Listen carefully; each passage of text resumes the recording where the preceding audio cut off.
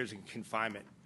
Due to countries that won't take their citizens back, this individual was released back into the community under ICE supervision to prey upon people again. Another individual sentenced to life in confinement, convicted of first-degree murder. His country would not take him back, forcing ICE to have to re-release him back into the community to re-offend.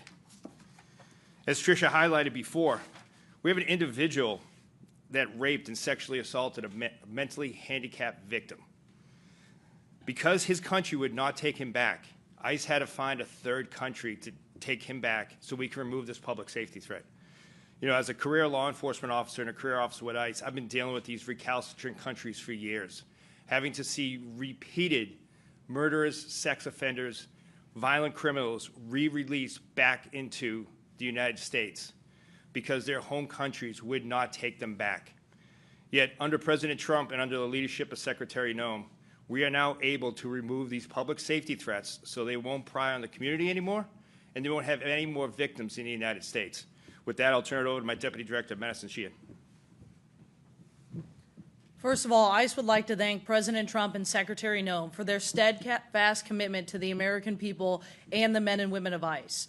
Our commitment here at ICE remains the same, that we will remove the worst of the worst from your communities, including the list of people that are up on this board.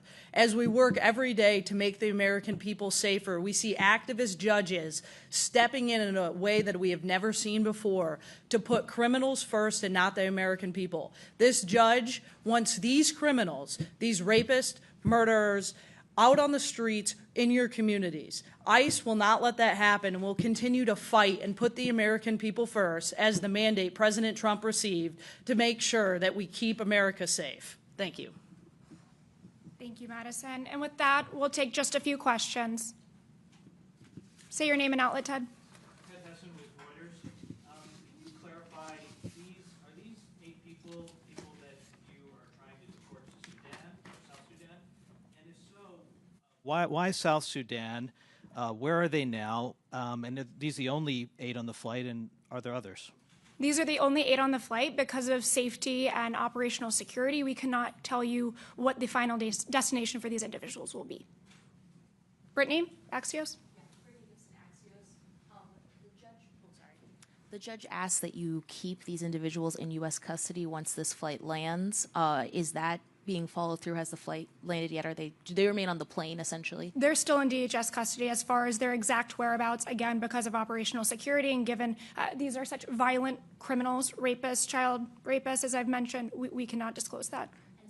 One more follow-up on recalcitrant countries. As you're looking for these third countries, can you just elaborate on how you're working with the State Department to identify these potential partners and what other countries are on the list? Obviously, El Salvador, potentially South Sudan, a few others have been floated. Could you just clarify that? Yes, State Department has been a fantastic partner and brokering these agreements, again, especially when it comes to truly the worst of the worst individuals, countries that did not want to accept these heinous individuals.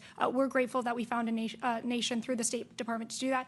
Todd, would you like to speak further to these? No, I would just like to say that, you know, these individuals did receive due process. The Safe Third Country Agreement is in the Immigration Nationality Act, which was enacted by Congress.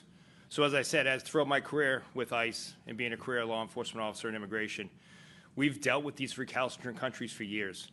And I would just say that through the partnership with the State Department, with Secretary Rubio, and under Secretary Noem's leadership and vision, we're able to do this under this administration to remove these public safety threats. And I would just like to take the time to thank, you know, the men and women of ICE who put their lives on the line every day, the officers of our special response teams and our high-risk teams that do transportation of these individuals. These are the most violent people that are in the U.S. These are the ones that you don't want in your community. These are the ones that we prioritize every day. So again, under those partnerships, we're able to go ahead and remove these public safety threats from the community. Julia?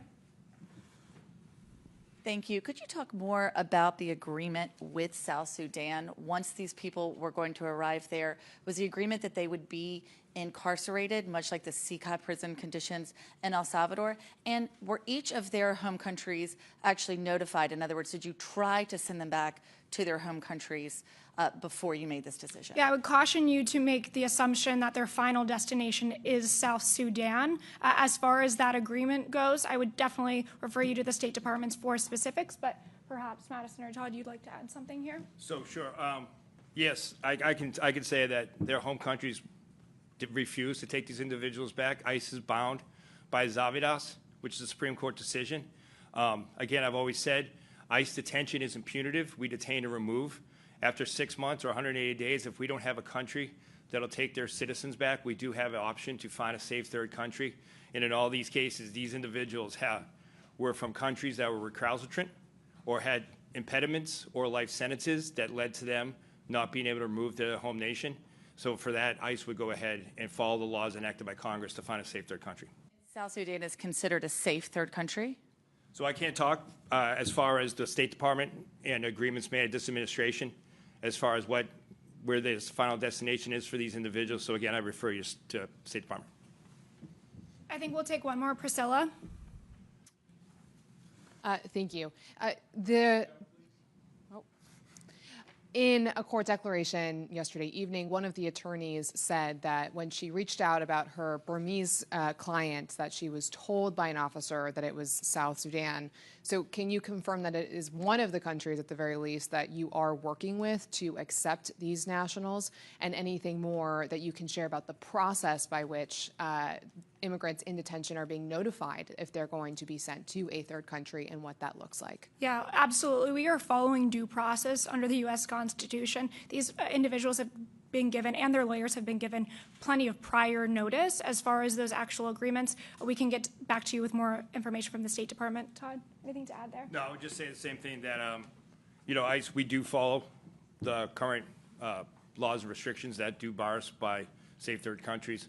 And I would just say that I would refer you to the State Department, not necessarily on any final destination that these individuals may not be going to, but State Department has a multitude of countries that they are working with for safe third countries. So I'll refer you back to State Department. Just one quick question. You're saying to not conclude that they're going to South Sudan. DHS is streaming this press conference right now. Sure. With the headline that says DHS press conference on migrant flight to South Sudan. Sure. So is the department then confirming that this flight is going to South Sudan? We're confirming the fact that that's not their final destination. So, I mean, we have deportation flights that logistically move domestically within the United States. That doesn't mean that their last stop is internally within the interior of our country. So, absolutely not. But before we leave, you'll note that I have not we gave you the names of these heinous individuals, but we didn't say them out loud. But what we should be saying out loud is the name of the American victims, these people who they've victimized. And I've rarely seen anyone in our press corps actually write about American victims. So I would encourage you, I would implore you to start writing about Americans and not just doing the bidding of these disgusting individuals. Thank you for your time today, and we'll see you next time. Can you just clarify, has the flight... Thank you all. Thank you. Thank you.